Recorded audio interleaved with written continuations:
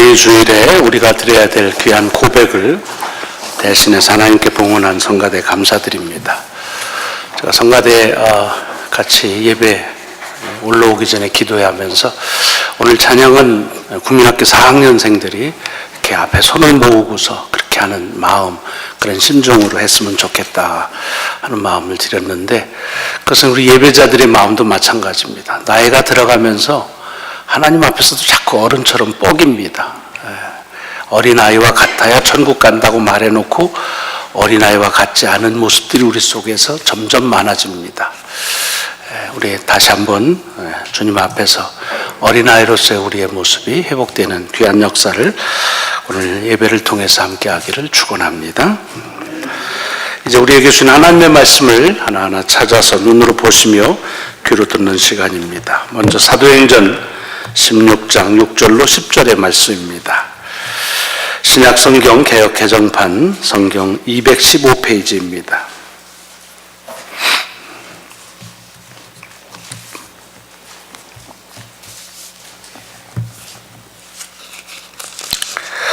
사도행전 16장 6절로 10절의 말씀을 봉독하겠습니다. 성령이 아시아에서 말씀을 전하지 못하게 하시거늘 그들이 부르기아와 갈라디아 땅으로 다녀가 무시아 앞에 이르러 비두니아로 가고자 애쓰되 예수의 영이 허락하지 아니하시는지라.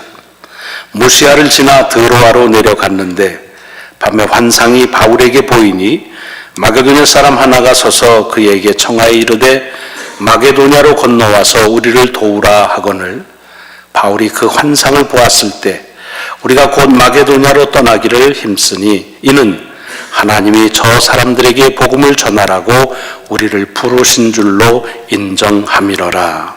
아멘. 아멘. 오늘 두 번째 말씀은 요한계시록 22장 말씀입니다. 신약과 우리 구약 성경의 맨 마지막 책의 맨 마지막 장 요한계시록 22장 1절로 5절의 말씀입니다.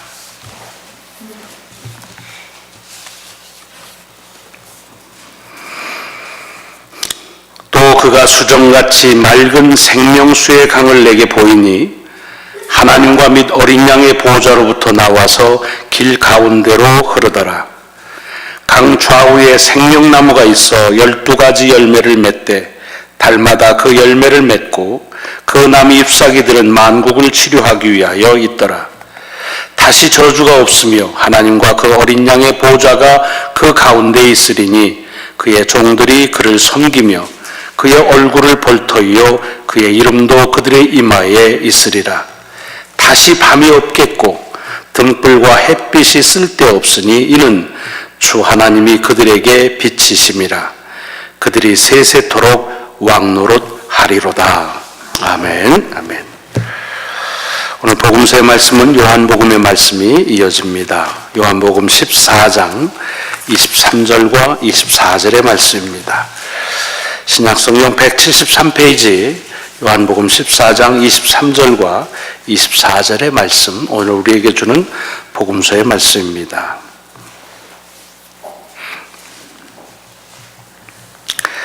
예수께서 대답하여 이르시되 사람이 나를 사랑하면 내 말을 지키리니 내 아버지께서 그를 사랑하실 것이요 우리가 그에게 가서 거처를 그와 함께 하리라.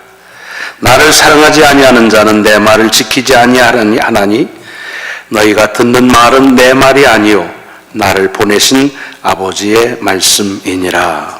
아멘. 아멘. 오늘 봉독한 사도행전 그리고 요한계시록 그리고 요한복음의 말씀이 여러분의 한 주간의 삶을 살아가는데 능력이 되시기를 주의 이름으로 축원합니다. 하나님의 말씀은 말씀 자체가 능력임을 꼭 믿으시기를 바랍니다. 오늘 우리에게 주신 말씀 가운데서 요한계시록 22장 아까 말씀드렸지만 이것은 요한계시록 전체의 결론일 뿐만이 아니라 신구약 전체 성경의 맨 마지막 지향해야 될 목표라고 우리는 알고 있습니다. 예수를 그리스도로 고백한 모든 백성들에게 주신 하나님의 영생에 대한 약속, 그래서 새 하늘과 새 땅이 열리고 그리고 새 예루살렘이 하늘로부터 내려와서 우리가 살고 있는 모든 땅이 그리스도의 나라가 되고 우리는 그곳에서 주님과 함께 아무런 아픔과 그리고 걱정과 근심이 없는 그리고 어둠이 없는 그런 삶을 산다는 맨 마지막 확정의 말씀이 요한계시록 22장 오늘 봉독한 말씀에서 마무리가 되어지고 있습니다. 어찌 보자고 하면 우리 믿음의 근본이라 그렇게 볼 수가 있습니다. 우리가 살면서 뭐 이것저것 바라는 게 많지요. 그래서 그것이 바라는 데 이루어지면 기분이 좋다가 또 안 이루어지면 또 속이 상하다가 이런 일들이 그냥 업앤다운으로 일생 동안 계속됩니다. 그러나 우리가 꼭 바라야 될 가장 마지막 목표와 소망이 있다고 한다면 그것은 새로운 땅과 새로운 하늘로 얘기되어지는 새 예루살렘에서의 영생의 삶이 이것이 우리가 기억해야 될 새로운 소망입니다. 만약 이것이 없다고 한다면 우리 인생은 참 살아가는 삶이 너무 삭막할 때가 많습니다. 또는 너무 약삭빠르게 살게 되는 수밖에 없습니다. 믿음 때문에 주신 이 약속으로 인해서 그래도 의연하게 그곳을 바라보고 살아갈 수 있는 그런 삶의 소망이 우리에게 있으면 참으로 귀한 하나님의 축복이 아닐 수가 없습니다. 근데 오늘 22장의 말씀이지만 이 말씀은 20장부터 계속되고 있는 말씀인데 이것은 여러분이 잘 아시는 대로 요한이 하나님으로부터 받은 계시입니다. 계시라고 하는 말은 말 그대로 하나님이 하나님 되심을 나타내는 구체적인 말씀입니다. 그런데 혹시 여러분은 그런 생각을 안 해보셨는지요? 이렇게 하나님께서 자기 자신의 뜻을 계시해 주시는데 어떻게 그것을 하나님의 뜻인 줄 알았을까? 여러분 혹시 하나님께서 여러분에게 환상으로 비전으로 어떤 일들을 주신다고 그럴 때 그것이 하나님의 비전인 줄을 아실 수 있는지요? 왜냐하면 우리는 우리 가운데서 분별하는 능력이 그렇게 뛰어나지를 못합니다. 그래서 내가 원하는 대로 이루어지면 마치 그것이 하나님의 뜻인 양 생각하기가 매우 쉽고 또 내가 하기에 편한 것들에 자꾸 치우치는 경향이 없지 않아 있기 때문에 그렇습니다. 근데 아시는 대로 이 요한이 이 계시를 받을 때는 정말 믿음의 삶 때문에 믿음 때문에 어려움을 겪고 여러 박해에서 유배를 당해서 살던 때입니다. 그런데 그런 가운데서 하나님께서 주신 이 말씀들을 어떻게 하나님께서 자신에게 주시는 계시로 그렇게 알 수 있었을까 하는 것들은 우리에게 꼭 물어봐야 될 질문 중에 하나가 아닌가 싶습니다. 그가 머리가 명색하기 때문이었을까? 아니면 하나님과 늘 교통하는 삶을 사는 것이었을까? 물론 성경에 그 말씀이 기록되어 있지는 않지만 이 요한계시록을 비롯해서 요한이나 요한서신이나 또는 요한복음을 보면은 우리가 그가 어떻게 이것을 하나님의 말씀이라고 그렇게 믿을 수 있는지에 대한 단서를 우리가 쉽게 찾아볼 수가 있습니다. 그것은 다른 것이 아니라 요한은 하나님을 사랑했기 때문에 예수 그리스도를 사랑했기 때문에 어떻게 들어보면 굉장히 여러분들에게 식상되어지는 표현 같지만 사랑하는 이의 말이기 때문에 믿을 수 있었다라고 하는 말씀을 우리가 같이 드릴 수가 있습니다. 요한은 요한복음을 기록하면서 자기를 가리키면서 암시적으로 예수께서 사랑하시는 제자라 그런 말을 반복적으로 사용하고 있습니다. 주님께서 사랑하시는 제자다. 그 말은 자기는 사랑하지 않았다는 말이 아니지요. 그렇기 때문에 평생 요한은 그의 삶도 그렇고 쓰는 모든 글의 그 핵심 가치가 뭐냐면 사랑이라고 표현을 하고 있는 것입니다. 그리고 그 사랑 때문에 그는 예수를 그리스도로 고백하는 데 주저함이 없었고 하나님의 말씀을 따르는 데 여러 가지 어려움 속에서도 굴하지 않았다. 그래서 유배를 당하면서도 하나님을 사랑하는 그 사랑 때문에 그가 하나님의 말씀대로 사는 것을 멈출 수가 없었고 포기할 수가 없었고 그래서 무엇이든지 자기에게 주는 그 말씀을 하나님의 말씀으로 믿고 순종할 수 있었다라고 하는 말씀을 드릴 수가 있습니다. 여러분 이것은 사랑해 주는 힘이 아닌가 싶습니다. 사람은 자기가 사랑하는 것이 있다고 하면 그것을 얻기 위해서 어지간한 위협들은 다 불사하고 참아냅니다.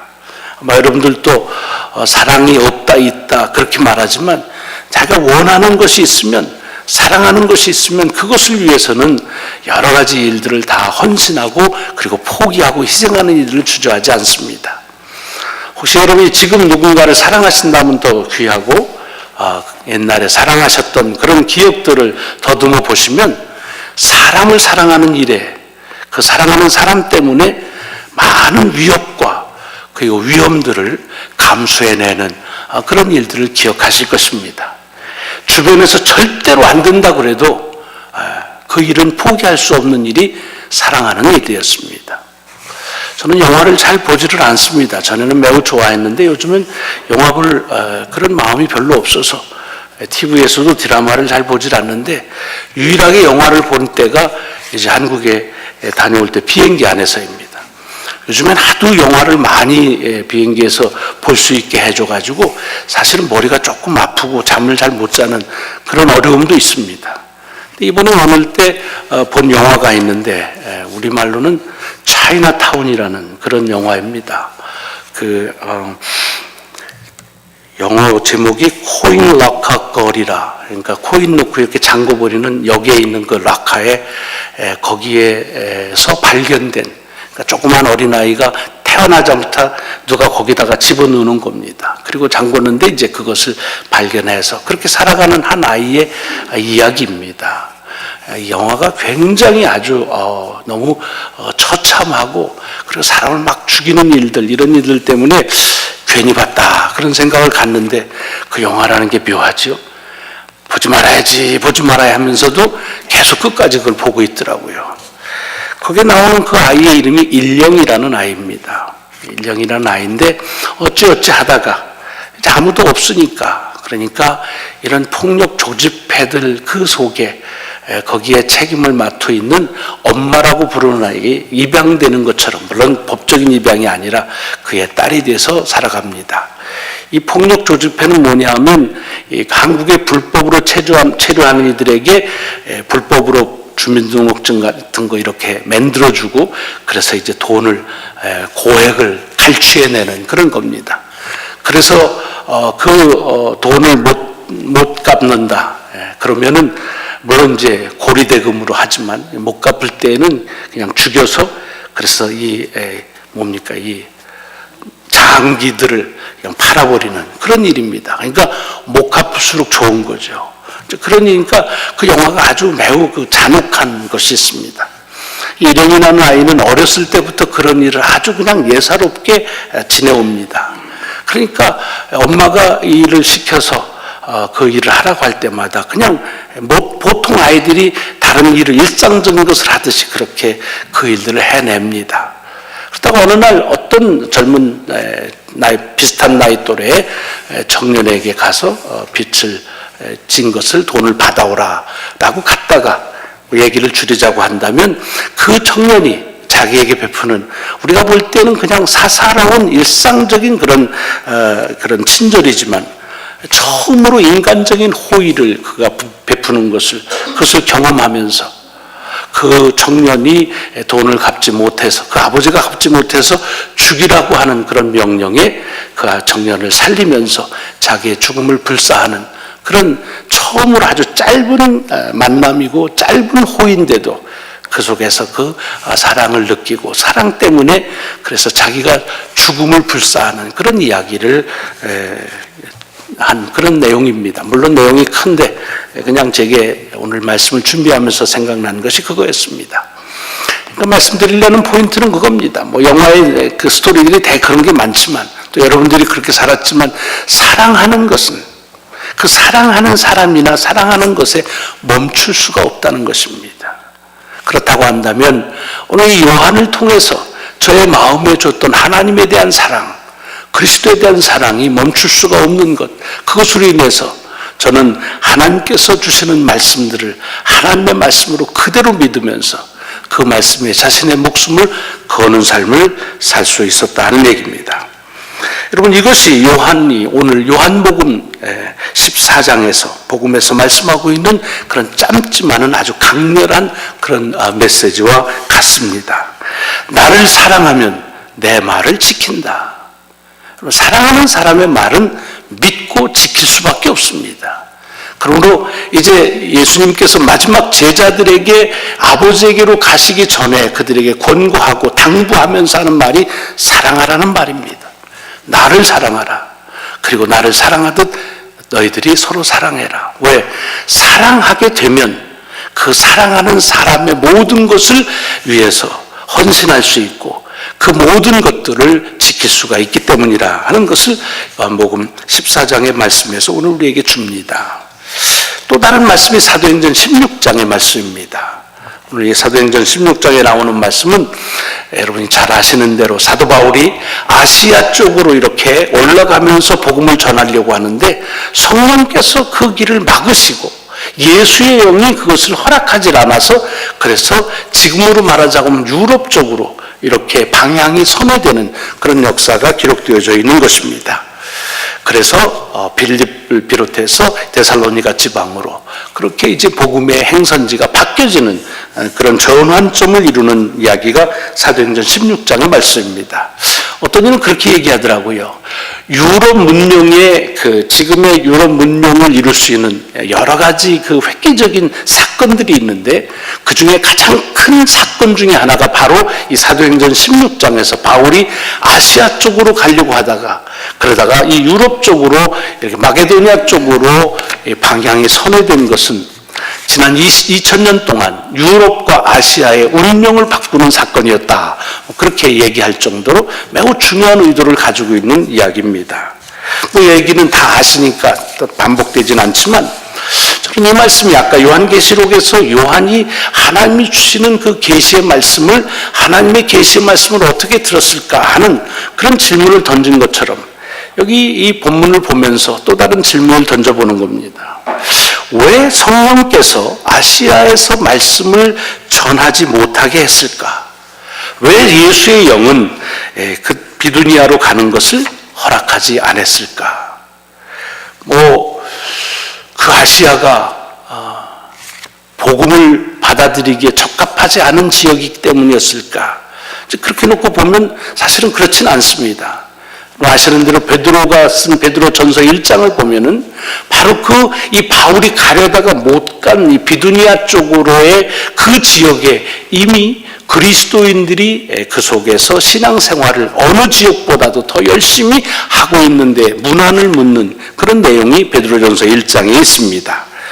여러분, 예수 그리스도의 사도 베드로는 본도, 갈라디아, 갑바도기아, 아시아와 비두니아에 흩어진 나그네 곧 하나님 아버지의 미리 하심을 따라 성령이 거룩하게 하심으로 순종함과 예수 그리스도의 핏부림을 얻기 위하여 택하심을 받은 자에게 편지한다라고 되어 있습니다. 그러니까 이렇게 비두니아로 가려고 하는 바울의 그 행적은 막았지만 그러나 그곳에 또 다른 사람을 통해서 복음이 전파되었던 것을 압니다. 그러니까 어떤 지역이 또 누구에게 하나님의 말씀을 듣는데 적합하지 못한 지역이나 사람은 없다고 하는 것을 볼 수가 있습니다. 또 바울은 지금은 2차 전도여행인데 세 번째 전도여행 갈 때 그 지역의 일부를 스스로 방문하기도 했습니다. 그러니까 왜 성령께서는 그때 거기서 복음을 전하려고 하는 바울을 막으셨느냐 하는데 궁금할 수밖에 없습니다. 근데 성경에는 그 이유가 나와 있지 않습니다. 그래서 더 궁금하지요. 왜 막았을까? 여러분, 성경을 보시면 성경은 사실은 이 땅에 일어난 모든 일들을 기록하고 있지는 않습니다. 또 일어난 일들을 모든 사건의 일말을 다 우리에게 알려주고 있지 않습니다. 성경은 저자들이 그 일들을 통해서 우리에게 전하려고 하는 목적과 그 이유를 가지고 증거하고 있는 책들입니다. 우리가 아는 대로 사도행전은 누가가 쓴 것입니다. 누가는 역사적으로 일어난 일들을 예수가 그리스도라고 하는 관점에서 그것을 잘 정리해서 그래서 쓴다고 하는 누가복음 맨 처음 서두를 보면 그렇습니다. 그리고 누가복음과 사도행전을 썼지요. 사도행전에도 만약에 이렇게 바울이 아시아로 가려고 하는 것을 막았던 하나님의 이유가 그것이 이 전체 사도행전에서 중요하다고 하면 그 이유를 빠뜨릴 리가 없습니다. 다시 말하자고 한다면 이렇게 왜 하나님께서 바울에 가려고 하는 복음의 길을 막았을까 하는 그 이유가 빠뜨려진 것은 그냥 실수로 빠뜨려진 것이 아니라 그보다 더 중요한 그 사건에서는 우리가 봐야 될 의도가 있다고 하는 그런 것을 우리가 읽을 수가 있습니다. 그럼 그 사건에서 뭐가 그러면 중요하냐? 오늘 본문을 잘 읽어보면 여러분, 복음을 전한다는 일은 참 귀한 일입니다. 그런데 그렇게 복음을 전하는 귀한 일인데도 그 길은 막힐 수가 있다는 겁니다. 길이 막히는 때가 있다. 여러분, 우리가 신앙생활 하면서 우리가 갖는 어려운 것이 뭐냐면 신앙생활을 잘 하지 못하는 것도 어렵지만 신앙생활을 하려고 하는데 내 여건과 형편이 믿음의 길을 가는 것을 자꾸만 어렵게 할 때 더 어렵습니다. 오늘 본문에서 우리에게 주려는 의도는 뭐냐? 바울이 그 다른 거 아니에요. 여행 가고 싶어서, 뭐 친척 방문하고 싶어서, 자기가 무슨 자기의 그 쉼을 위해서 가는 것이 아니라 복음을 전하기 위해서 가는 그 길인데도 불구하고 그 복음의 길도 막힐 때가 있다는 겁니다. 막으실 때가 있다 하는 것을 우리에게 알게 해주시는 그런 말씀입니다. 더 중요한 것은 뭐냐면 그렇게 막혔을 때 바울은 그 막힌 것을 그대로 그것을 인정하고 따른다는 것입니다. 여러분, 왜 이게 중요하냐면 우리는요, 내가 무엇인가 그리스도를 위해서 잘 하려고 목표를 세우고 그리고 그것을 하려고 계획을 세우면 반드시 그게 이루어져야 됩니다. 그리고 그것이 안 이루어진다. 그러면 그것 때문에 아주 실망을 하지요. 교회 안에서도 여러분 사역하시다가 언제 실망하십니까? 내가 이것을 꼭 하는 것이 이것이 주의 뜻이라고 생각하고 이것이 교회를 위하는 일이라고 그러는데 그 일들이 여건이나 환경에 따라주지 않을 때 그럼 어떻게 됩니까? 아주 낙심하고 그 때문에 시험 들 때가 많이 있습니다. 아니 뭐 그러면 말지 뭐 그러고 그냥 포기해버리는 경우가 많이 있습니다. 오늘 본문에 사도행전에 나타나 있는 여기 이 바울의 얘기만이 아니라 전체 처음 신앙, 처음 교회가 가지고 있는 신앙에 있어서 가장 귀한 가르침은 무엇이냐? 복음을 통해서 저들의 삶이나 교회에 많은 역사가 일어난 것도 귀한 겁니다. 그러나 그들의 삶이나 교회에 복음을 통해서 귀한 역사가 일어났을 때에만 복음을 전했던 것이 아닙니다. 복음을 전하는 일로 인해서 어려움을 겪고 믿음으로 인해서 삶이 어려워졌을 때에도 자기의 의견이 꺾여질 때에도 그래도 저들은 복음을 전하는 일, 그리스도인으로 사는 일들을 포기하지 않았다고 하는 것이 그것이 초대교회의 처음 신앙과 처음 교회가 우리에게 주는 가르침입니다. 우리는 신앙생활하면 우리 스스로 결론이 다 나버려요. 이렇게 하면 이렇게 돼야 돼. 그렇게 안 되면 성질 나는 거예요. 또 교회는 뭐 이렇게 하면 꼭 성장해야 되고 이렇게 하면 많은 사람들이 호응을 얻어야 돼. 그렇게 안 되면 실망하는 거예요. 그렇지 않을 수 있다는 거예요. 복음을 전하는 일은 우리에게 성장을 가져와도 전해야 되지만 그렇지 못해도 전해야 된다는 겁니다. 복음은 사람들의 호응도가 좋아도 전해야 되지만 저 호응도가 좋지 않아도 전해야 된다는 것입니다. 오늘 본문 속에서 그러므로 우리가 받아야 될 귀한 교훈은 그것입니다. 여러분 시편 63편의 말씀 가끔씩 말씀드리죠. 사망이 엄침한 골짜기로 양들이 가는 이유는 뭡니까? 이번에도 중국 목사님들 목회자 학교 하면서 이 말씀을 가지고 질문했더니 목자를 떠났기 때문이다. 뭐 그런 얘기합니다. 그렇지 않습니다. 양들이 사망의 엄침한 골짜기를 간 것은 목자의 소리를 안 들었기 때문이 아니라 목자를 따라가기 때문에 했다는 겁니다. 그럼 목자 따라가면 엄침한 골짜기로 가냐? 그렇지 않지요. 목자는 언제나 양이 가야 될 편한 길로, 가기 쉬운 길로 갑니다. 그러나 목자가 양떼를 인도하면서 양들이 가기 쉬운 일과 편한 길보다 더 중요하게 여기는 것이 뭐냐 하면 그것이 양이 꼭 가야 하는 양들에겐 의로운 길이 무엇인지를 포기하지 않는 일입니다. 만약에 양들을 데리고 가는데 편하고 가기 좋은 길만 가면은 뭐 계속 가긴 하지만 방향과 목적 없이 배회하는 그런 길이 될 수밖에 없습니다. 근데 가야 된다면 그 길이 어려워도 그 길을 가는 것이 목자의 역할이다. 우리가 이걸 잘 알면서도 우리의 삶에서 올 때는 그것을 수용하고 받아들이기가 아주 어렵습니다. 내가 이긴 거 조금만 다르면 실망했다 그럽니다. 내가 원하는 대로 편하지 않으면 그것 때문에 실족했다고 말합니다. 복음의 길도 막힐 때가 있었다는 것입니다. 그런데 사실은 아시아의 길을 막는 일은 사실은 그것은 복음이 막힌 길이 아닙니다. 아까도 말씀드렸지만 거기에는 다른 일을 통해서 복음은 증거됐습니다. 다만 자기 자신의 의도를 가지고 복음의 길을 가는 바울에게 이 길은 바울 스스로 정하는 길이 아니라 하나님의 인도하심을 따라가는 길임을 다시 한번 알게 해주는 그런 신앙적인 의도가 담겨져 있는 역사라는 것을 우리는 압니다. 근데 중요한 것은 그 속에서 바울의 그 위대함입니다. 무엇이 바울의 위대함이냐? 여러분, 복음을 전하지 못하게 하는 일이 성령께서 막으시는 일이라는 사실을 아는 겁니다. 예수의 영이 그것을 허락하지 않았다는 일을 아는 겁니다. 여러분, 이게 왜 중요하냐면 복음을 전하는 일을 막는 것은 그것은 예수 그리스도의 영이 되게 하는 일이 아닙니다. 사탄이 하는 일입니다. 악마가 하는 일입니다. 근데 어떻게 복음이 내가 전하려고 하는데 그 길이 막혔을 때 그것이 사탄의 역사인지 아니면 성령의 역사인지를 알 수가 있겠느냐는 겁니다. 밤에 환상을 봤는데 마게도냐 사람이 와서 우리를 도우라고 하는 말이 그것이 어떻게 사단이 유혹하는 소리인지 아니면 성령께서 저를 촉청하시고 주께서 가라 하시는 일인지를 알 수 있겠느냐는 겁니다. 여러분, 알 수 있겠습니까? 여러분이 말씀을 전하려고 하는데 그 길이 막혔을 때 성령께서 이 일을 막는구나, 예수의 영이 내 사역을 막는구나, 그리고 순종하기가 쉽겠습니까? 아닙니다. 내 길이 막혀버리면, 그것도 주님을 위하는 길이 막힌다면 바로 사탄으로 그렇게 할 때가 많지요. 그러니까 사도 바울의 신앙이 위대한 점은 이것입니다.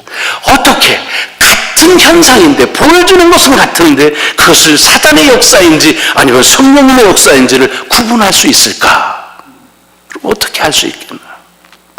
오늘 요한복음에 주시는 말씀의 답이 그것입니다. 네가 나를 사랑하면 내 뜻을 알리라. 사랑하면 알게 된다는 겁니다. 여러분, 우리 하나님의 뜻을 알려고 노력을 하는데 정말 얼만큼 하나님을 사랑하려고 하는지, 이것이 오늘 우리에게 주는 질문이고 도전입니다. 오늘은 어린이 주일이라고 말합니다. 여러분, 어린이가 가지고 있는 것에, 물론 어린이는 사랑의 대상이고 부모들이 잘 사랑해야 살지요. 그런데 갓난 어린아이들과 그를 기르는 부모들을 이렇게 비교해서 누가 더 서로를 사랑하는가를 비교해서 연구한 것이 있습니다. 어린아이가 부모를 사랑하는 게 더 간절한지 아니면 부모가 이 어린아이를 사랑하는 게 간절한지, 얼핏 생각하면 부모가 어린아이를 사랑하는 게 간절한 것 같으지요. 그러나 그렇지 않다는 것입니다. 왜냐하면 부모는 어린아이도 물론 사랑하지만 자기 해야 될 일도 있고 해야 될 여러 가지 일들이 있습니다. 그래서 정신들을 그것에 쏟을 수밖에, 나눌 수밖에 없습니다. 그런데 어린아이는 그냥 바라보는 게 자기 부모, 엄마, 아빠만 바라보고 있다는 겁니다. 어린아이는 전적으로 자기의 삶을 이 부모에게 의뢰해서 어린아이들이 훨씬 더 부모를 사랑한다는 것입니다. 왜냐하면 그것은 생존의 문제이기 때문이라는 것입니다. 자, 우리가 어린이 주일을 맞이하면서 하나님의 어린아이라고 그럴 때 물론 하나님의 사랑을 받는 어린이로서의 그런 존재의 축복을 인정해야죠. 그러나 얼만큼 우리는 하나님을 향해서 의뢰하고 하나님을 사랑하고 있느냐 하는 그런 도전 앞에 우리가 진실하게 서야 될 것입니다. 여러분, 어린아이들에게 이제 어른들이 얘기하면서 앞으로 장래의 가족의 꿈을 얘기할 때가 있습니다. 아마 여러분들 그러실 겁니다. 이제 우리는 이렇게 살 것이다. 우리 가정은 이렇게 될 거다. 집은 어떻게 하고 또 사는 것은 이렇고 막 얘기합니다. 어린아이가 신납니다. 그러면 그 다음에 어린아이가 그러면 만약에 예를 들어 내가 뭘 하면 좋을까요? 라고 할 때, 그럴 때 부모가 그 어린아이에게 뭐를 위해서, 그러니까 돈 벌어와야지 이놈아. 그러니까 넌 빨리 커가지고 잡으러 돼. 그런 얘기 안 합니다. 어린아이에게 요구하는 건 한 가지밖에 없습니다. 그냥 내 말 잘 들어. 그리고 엄마 아버지 사랑하는 거, 이거밖에 없다는 것입니다. 나머지는 다 부모가 하는 거예요. 여러분, 이것이 하나님께서 계시록을 통해서, 성경 전체를 통해서 우리에게 준 약속을 스스로 이루시면서 우리에게 요구하시는 것이 마찬가지입니다. 그래서 요한복음 14장에서 주님께서 말씀하시는 거예요. 네가 나를 사랑하면 내 말을 지킬 것이다. 여러분, 우리가 하나님의 말씀을 왜 못 지키는가? 이 말씀을 다시 거꾸로 이 질문을 돌리면은 하나님을 사랑하지 않기 때문이라는 것입니다. 괜히 나이 좀 먹었다 하는 것 가지고, 그래서 하나님의 어린 자녀로서의 우리의 모습, 전적으로 의뢰하는 것을, 그것을 어린 자녀로서의 미숙하다고, 그리고 그것은 아직 덜 성숙한 것이라고 그렇게 폄하하면서 우리가 서야 될 자녀로서의, 어린 자녀로서의 하나님 앞에서의 우리의 자리를 우리 스스로 서지 못하는 경우가 많이 있다고 하는 것입니다. 사랑은 사랑하는 것을 위해 위협을 불사합니다. 그렇다고 한다면, 우리가 하나님을 사랑한다면 얼만큼 하나님의 말씀에 대해서, 그리고 예수 그리스도를 위해서 우리가 무엇을 하려고 하는가? 너무 계산적이진 않은가? 주께서 이 주일에 다시 우리에게 요구하시는 것은 소명의 결단이 아닙니다. 열정이 아닙니다. 열심이 아닙니다. 나를 사랑해라. 나를 사랑하면 내가 하는 말을 너로 지키게 하겠다고 하는 이 주의 약속이 오늘 우리에게 주시는 하나님의 축복이요 또는 정인 줄을 주의 이름으로 믿고 선포합니다. 기도하시겠습니다.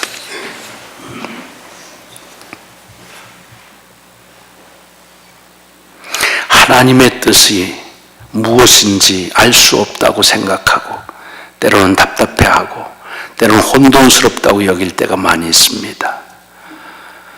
나를 사랑하면 내 뜻이 무엇인지 너희가 알리라. 요한을 통해서 오늘 이 아침 다시 우리에게 주신 귀한 말씀 앞에 저희가 정직하게 서기를 원합니다.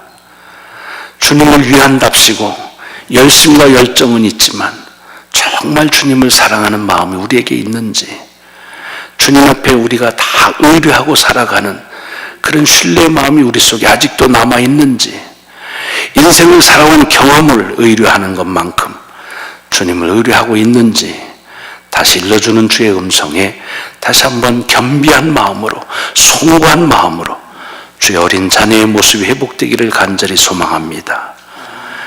어린 자녀가 부모를 사랑하는 마음, 그 마음만큼 주님을 사랑하는 마음을 저희들에게 갖게 하셔서 어린 자녀를 돌보는 부모의 귀한 사랑, 그보다 큰 주님의 사랑 안에 거하는 저희들이 되게 하여 주옵소서. 예수 그리스도 이름으로 감사하며 기도드리옵나이다. 아멘. 아멘.